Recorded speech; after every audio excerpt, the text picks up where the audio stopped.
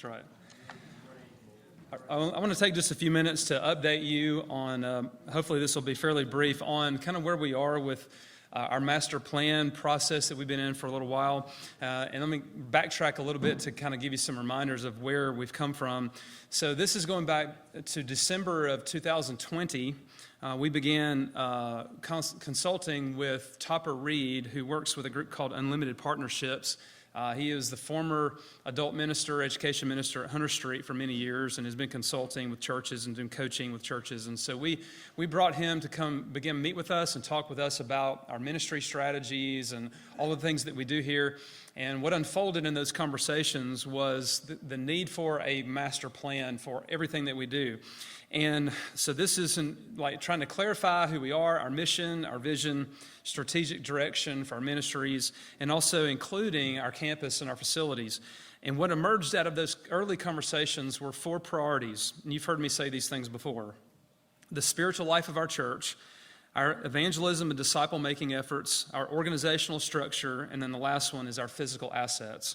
What I want to share with you just for a few minutes is an update on the 4th one. On the first 3, we have made some strides. We have seen some progress in those areas, and we continue to do that. Those are going to be always ongoing needs and priorities for us, and we'll continue to do that. The Constitution Bylaws report that Mike gave just a few moments ago is an example of one of those areas of organizational structure, trying to just improve in some of those areas. But in our physical assets, as we got to that portion in our conversations with Topper, he very quickly himself gave a kind of a brief assessment of his time here with us and what he viewed through his eyes of our campus and some of the needs and challenges that we have, but very quickly recognized that we needed another set of eyes and other people who have a little more expertise in that than even he did or that we do. Because we do not have all the answers to that. And so he led us to a group called Myrick, Gorosky & Associates. This is a church construction firm out of Birmingham. And so they came down to do an initial walkthrough visit and kind of an assessment of our campus and all of our facilities and buildings, gave us some initial impressions. And then subsequently after that, we brought them down to meet with a collected group of key leader groups. And those groups in that first initial meeting, in addition to the pastoral staff, was our deacon executive committee, the finance committee, the property committee, as well as the trustees. And then we put a kind of a mini group we called the Joshua team, which was a suggestion that Topper gave to us, who are people that are members of our church, who also may have strategic positions, relationships in the city. And so Wes Allen, Stephanie Baker, and Jim Thomas, we invited to come into those conversations with us as well. For these are people who had previous relationships about specifically with a property next door to us that I'm going to speak about in just for a moment. And so here are some of the things that came out of some of those conversations with Topper and MG&A. Just so you know, when I say MG&A from this point on, I'm talking about the construction firm. It's easier to say that than Myrick, Gorosky & Associates every time. Here's some of the reasons that they have shared with us, some of the reasons that we kind of gathered together amongst ourselves and as well as from Topper on things that we need to consider and why we need to consider a master plan. Number 1, visibility to our campus. Visibility primarily from the main thoroughfare that runs through downtown Troy on 3 Notch Road, and the main spaces, our most treasured space of our sanctuary and our Chancey and Education buildings being blocked visibly from those main thoroughfares. Accessibility. Right now, we really only have one main entrance to our campus on College Street that then dead ends into a one-way street.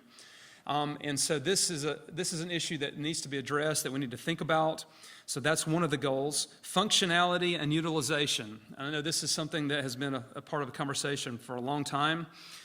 So the idea here is in the effort to try to streamline our campus a bit, to put ministry activities more in same spaces, that multiple use spaces, which also helps the question about the utilization of space, because now we have lots of space that's not regularly utilized.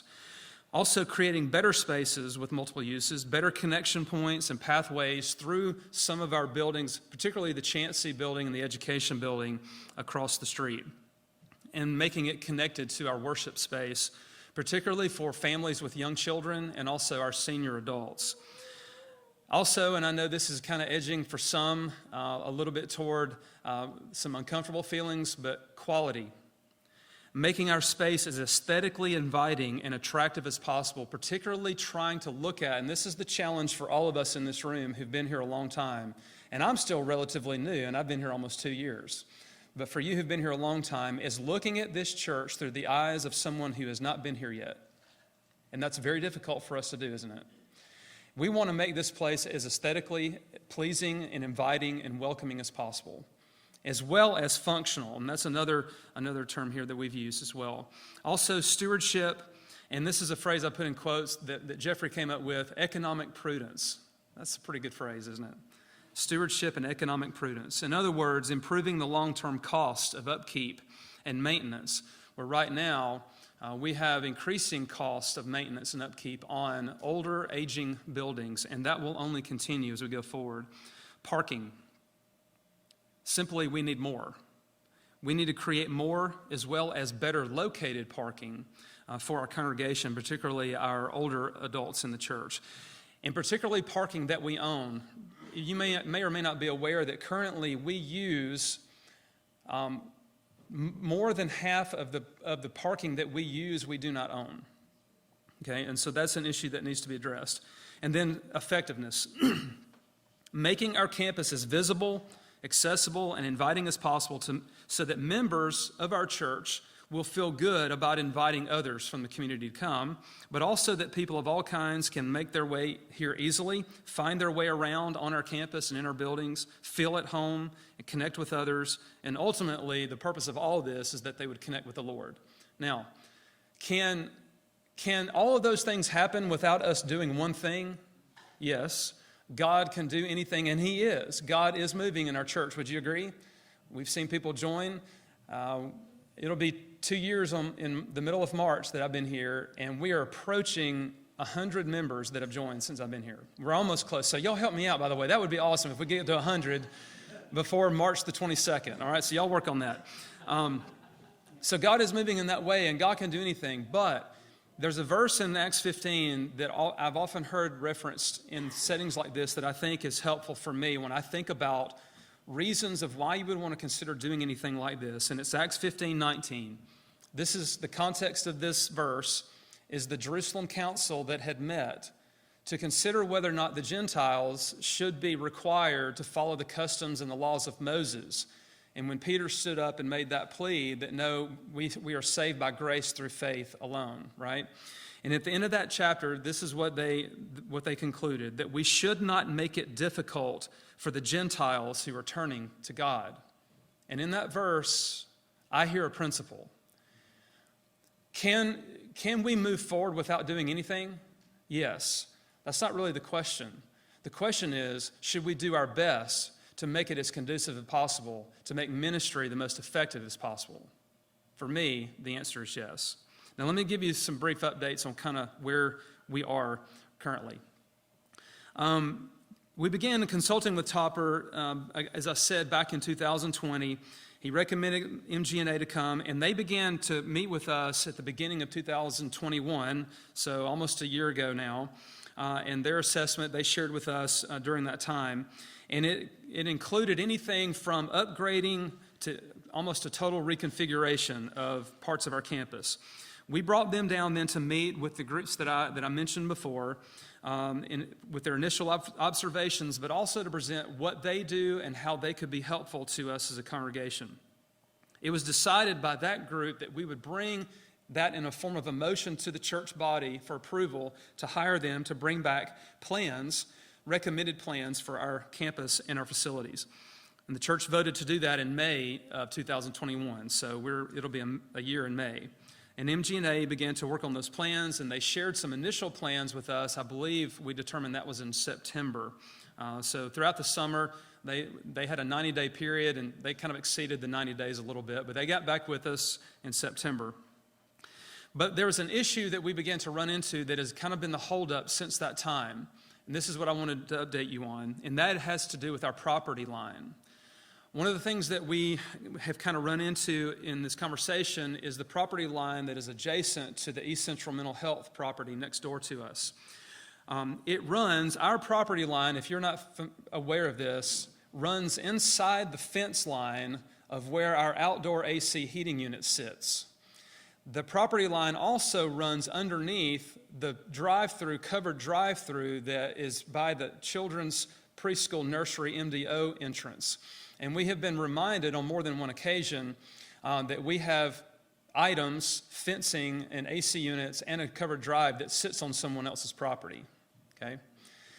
This is not a new issue. This is an issue that the church has known has been there a long time. This is going back 20 plus years of a conversation that has been tried to be addressed but has never been rectified that we can find in our records. And it's one that we feel like still needs to be rectified in order for us to go forward. And here's why. Is because we have also, it's come to our attention, there's a potential or possibility, depending on the extent of the work that might be done on the chancellor or the education buildings, that there are city codes that might have to be observed and setbacks that might have to be observed, which would affect completely the plans already that we have been discussing from MG&A. So now we're having to deal with that issue first before we can move ahead with any other plans. But there have been attempts made, even as recently as this last week, to try to arrange conversation, to try to approach them about making a proposal to purchase a portion of the parking lot, which this is not, again, a new idea. The church has been at this point several times before, but has not been able to be accomplished. And we're hoping that this time that maybe we can get that accomplished and get that issue settled once and for all. Regardless of what plans or work is done in the future, I can tell you of all the people who have been involved in these conversations, that's the one thing that we are all in agreement about, is that we need to move our property line over so that we can get that issue settled for the future, okay? And that's the reason that it's important, is because for us to move forward on these plans, we need that line to be moved in order to cover any potential setbacks and also to give us the liberty that we might need for any future projects that we're considering on those buildings. And a part of the master plan does involve, so far, conversations about the Chancellor building and the education buildings, okay? Now, let me just say here, and I'm almost done, let me just say, nothing has been finalized, nothing has been decided. MG&A, they have presented their recommendations for what they think, based on some of our feedback, but also their own observations of what needs to be done in the form of a three-phase plan that would be done over a course of several years, okay? This is not an overnight process. To be transparent with you, there has not been uniform agreement about any of these ideas, okay? Opinions and attitudes range very widely on all these conversations that we've had. Anything from, why are we even thinking about this? We don't need to do anything, to we need to actually relocate the entire church away from this campus, and everything in between. And it's the in-between part that we need prayer from the church to give us clarity and direction. Because those two extremes are really not where I believe the majority of the church lands, okay?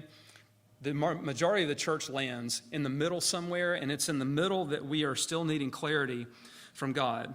And beyond the purchasing of the parking lot, which we are in agreement about, views differ on what we are to do here, from anything from simple renovation of some of the buildings to actual total rebuilds, okay?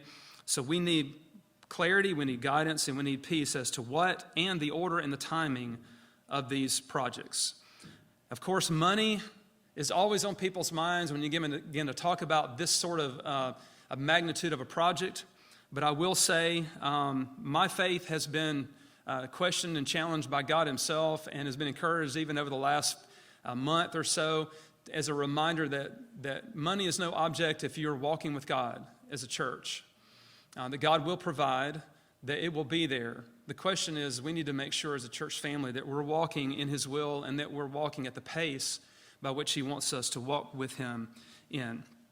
And so if we continue trusting him and moving along with him, we believe that he'll continue to provide. As a matter of fact, some of the figures, some of the ranges of the figures and some of the initial ideas I mean, we're already almost over halfway there now with one single gift. It's amazing, isn't it?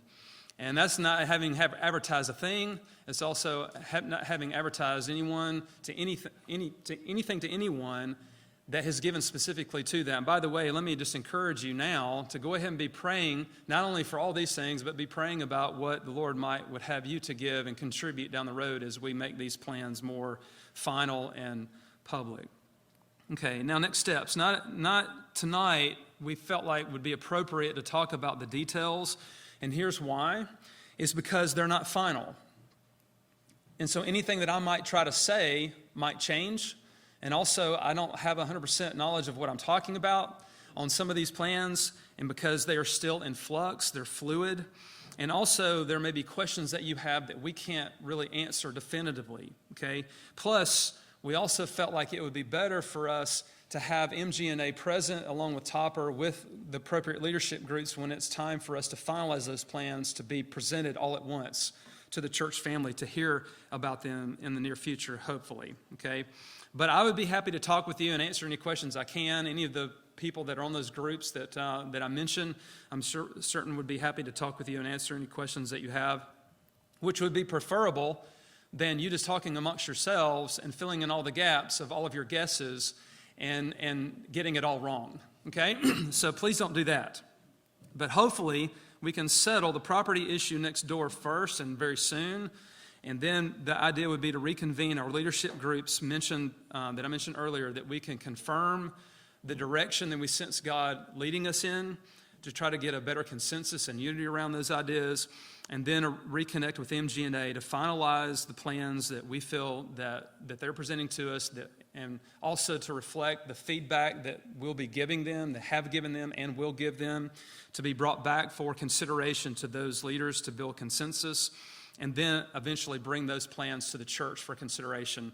And just so you know, when we get to that point, there will be plenty of time. You will have lots of heads up. There will be lots of opportunities for conversation and questions and back and forths. This is not going to be a quick kind of run it through the mill decision, okay? This is going to take our time because it's significant, because it's a master plan.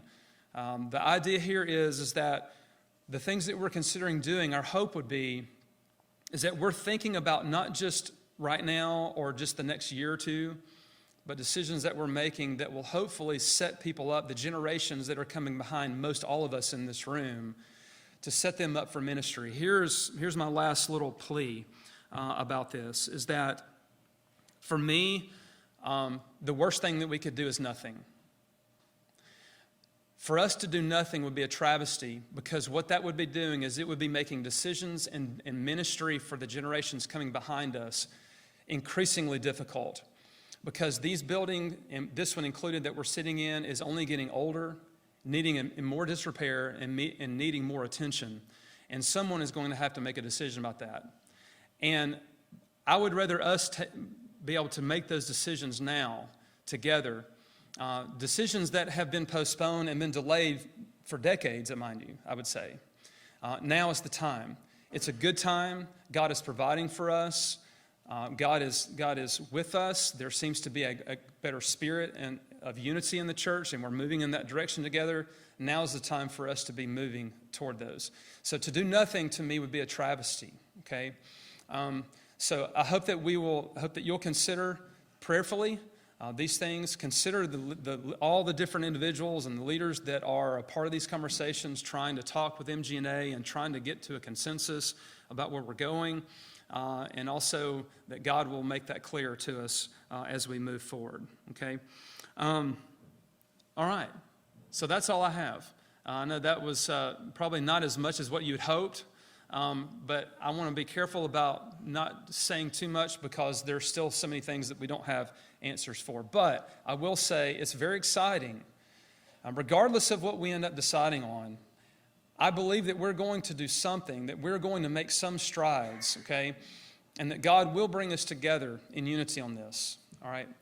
Whatever that looks like, and that it will be a positive step forward for the ministry of the church, for God's kingdom, to bring people to Christ. That's our ultimate goal, that God is glorified in this community through First Baptist Troy. I think that's the heart of everyone in this room. That's what we all want and desire, and we're trusting him to provide and to lead us in doing that. Would y'all agree with that, at least? All right, amen?